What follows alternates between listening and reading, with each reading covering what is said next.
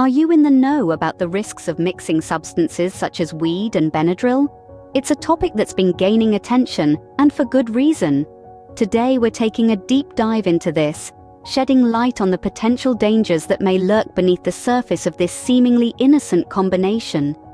The world today is a vast playground of experimentation, with various substances readily available for those curious or adventurous enough to try them. But with this comes a responsibility to understand the risks and potential side effects associated with these substances, especially when they're mixed. A classic case in point is the combination of weed, a popular recreational substance, and Benadryl, an over-the-counter allergy medication.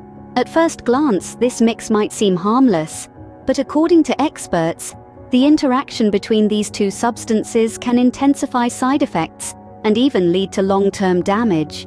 William O., a cannabis writer for hippiestoners.com, is one of the many voices raising awareness about this issue. He emphasizes the importance of education in mitigating these risks. So, what exactly happens when you mix weed and Benadryl? Studies suggest that the active ingredients in both substances can interact in a way that increases drowsiness and impairs cognitive function. This can lead to a decrease in reaction time, making activities such as driving or operating machinery particularly dangerous. In severe cases, it could even result in unconsciousness or long-term cognitive impairment. Now, imagine these potential risks accumulating over time. Regular use of this combination could lead to chronic health problems, including heart disease and mental health disorders. And let's not forget the potential for developing a dependence on these substances, which brings its own set of challenges.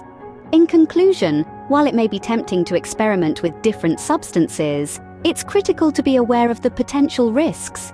Mixing weed and Benadryl, for instance, can lead to intensified side effects, long-term health problems, and dependency issues.